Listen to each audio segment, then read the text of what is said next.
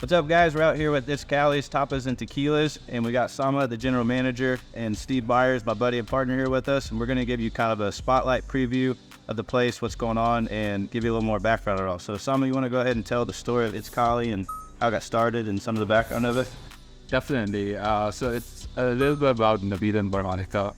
Both of them, they like going out. Yeah. And I think they just went almost at every restaurant in Wichita. Yeah. Had different experiences.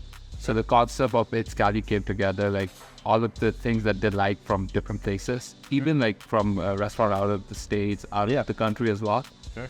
They wanted to bring it all together and provide that experience to the people. Sure. That's the gist of how that concept came into existence. Yeah, and he's been working on it for some time now, so it kind of seems like this is a personal passion project of this. Can you shed some light on what Navid and Veronica saw like as an opportunity here in Wichita? Definitely. From my understanding, they've been working on this restaurant, developing this concept for the last 20 years almost. 20 years, okay. Designing and everything. The restaurant been physically built for the last 2 to 3 years. But it took a lot of effort with thought process going into every single details, and that's something that you can see in the restaurant. Yeah. Like everything has a purpose and everything has thought went into it. Yeah. Well, you can definitely tell from all the intricate designs and from what Navid was saying earlier that like he's an art teacher and a general contractor and all the things with it, and you can definitely tell from the beauty of this place on everything. Can you kind of shed some light on like the type of tapas and the tequila and some of the things that are going to be going on there? Definitely, we wanted to have like people to come in and like the general idea whenever someone is looking out at the restaurant. Now you have basic understanding of you order some entrees, sure, a big meal, and that's what you get. But with the concept of tapas is that being able to go through multiple courses and not get full with it, but have like different experience with every kind of dishes and stuff like that. So that's why they wanted to go, like emphasize that part of it, tapas and tequila. And with the tequila aspect of it, it's a similar thought process. Like Navid have a very, extensive high-end tequila collection, high-end as well as rare tequila collection. And something that he, over the course of his experiences, sort of understood that, whenever tequila comes to everyone's mind, it's more of like a sipping kind of thing. More of like shots. Yeah, shot, but that's just come to your mind. But when at a tequila show, we're talking about right. So when you get into actually being able to enjoy it, the flavor and stuff like that, it's more complex. Yeah, exactly. Nice tequilas that you can sit around and sip, and so it kind of sounds like the concept is have small shareable plates, bring in community, friends, and family, that kind of thing, bond over food, and then also nice tequila. We're not here to be ripping tequila shots to get anyways. Like this, appreciate it. It's nice to appreciate like and everything that goes into it. 100%. And similar, and tequila also ties the art aspect of it. Yeah. If you look at all of the different bottles of tequila, everything has like different art history went into it. Just not from the brewing part of it, also the designing the bottle as well. Yeah. Which ties in with the concept of the restaurant. Oh, and like you said, it's almost more artistic than just a level of like huge tequila that goes into the food that's on the artistic level, the tequila, and then also, the design of the building where it's very, can you talk about like some of the inspiration for the design of the building, like where it came from? Like, it almost seems like a quiet concept. It is a Mayan concept. So a little bit about both of their history. Navid was born to a Mexican mom and Iranian father. Yeah. So he had that exposure of both Iranian culture and Mexican culture. Veronica was born in Mexico. So a lot of the inspiration which went into the restaurant is also come from her kids as well as his wife Veronica. Yep. And also he wanted to have some sort of like an infusion of both of those cultures which he grew up with, like the Iranian as well as the Mexican. So you could see that there are a lot of architecture which have that Mayan background to it, as well as then you see those artists which is more of that Iranian culture as well. So that's something. That's where the inspiration comes. Yeah, and it's cool to hear about that culture that comes with it, because that's kind of the whole point of the group, is to highlight the culture and the people that are doing things to make this thing move forward and bring us together. Right. On everything, which sounds like that's a lot of what the restaurant's here for too. So I'm excited to come support you guys. Same with Wichita. So how can they best support you guys, stay involved, like with what you guys need from us to support you guys? just come on in, enjoy the experience, get to appreciate the experience and see from the perspective of Navid and Veronica, and see what they have to bring in. Sure. Yeah, I think that's what we need from people of Wichita. Okay. So what's going on with the event space in the back? Definitely. So we will also, the other thing with this, with the whole entire restaurant, is to give them that exclusive experience in Wichita, which you don't see at many other restaurants or even at clubs and stuff like that. So it's more of like a lounge bar kind of area. Okay. People who can walk back, there are seating, there are community booths back there. Awesome. Grab drinks with their friends and stuff like that, enjoy the music, even small bites and stuff like that, if they are not looking for something to just sit down and have like a full service restaurant.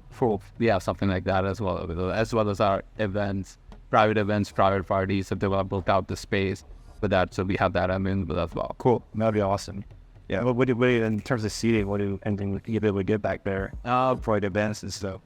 I think we can see it up to 60 to 70 people back there.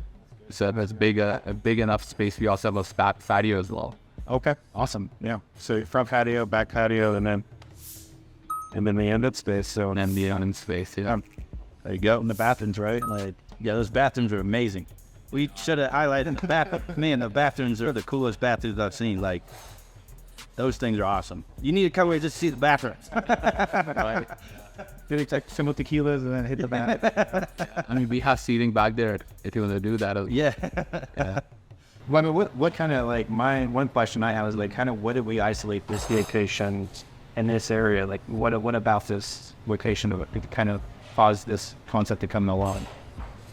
It's actually very hard. Like just like how I sort of spoke about it, with how much thought process went into designing the restaurant.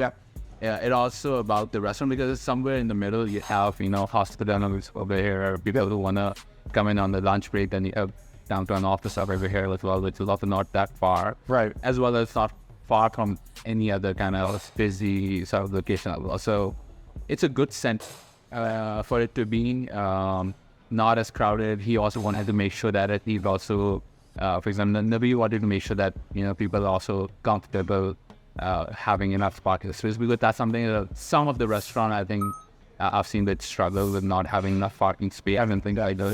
Yeah. So he wanted to have an entire parking space for our customers. Yeah. And I think those are a few reasons why we actually wanted to this down in this area. Yeah, I think it's a great location. And this is it as a great. Yeah, because it means easy highway access for Sider, West Siders.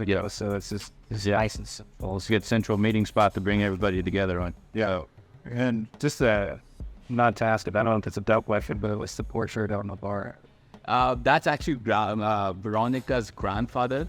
And it's a cultural thing. So in Mexican culture, having a portrait like that, it's sort of like Veronica is carrying on her grandfather's legacy. That's what it represents. Yeah, and I love that. Yeah, I didn't know. I was like somebody I should have known, so I was like, I don't know. Yeah, that is really cool. It's cool to know that story if you come walk in and just like, what's that? Yeah, I was like, no, it's Veronica's grandfather. He's carrying on that legacy. But that's very cool. That's very homey feeling, bringing all that family values together, the culture together. I love it. Yeah, that's awesome. Yeah. So you want them to just go follow like the iTzCali Tapas Tequila's page? Would appreciate, because you know the burning question everybody's asking is like, when's it gonna open, right? Soon. Soon. We can't get a date out. We are getting closer day by day. I think it's almost ready. Hopefully within like next couple of weeks. Sure. Next couple of weeks. So keep an eye on the page. Just look for it. Might be open one day. You just got to look for it and then have a mad rush in here on everything. Yeah. Any final words or thoughts you guys want to add into this before we jump off here? I mean, I just wanted to say, because I've been also looking at the Facebook, the Instagram, and a lot of people have been sort of anticipating the opening of it, as well as are sort of helping us promote as well, sharing our post. So I just want to show my appreciation for that. Yeah. And thank you, and just looking forward to having everyone. There you go. You have any idea like what hours you guys are going to have that you aren't open? Yes, we've talked about it. So we wanna with the soft opening, we wanna do something for the evening. Maybe start with later afternoon to late early evening, maybe somewhere around like 9. Okay. But once we are full in force, maybe something from 10 in the morning until 10 at night. Okay. Cool. Yeah, that's the one thing is everything closes so early here. Yeah, quite true.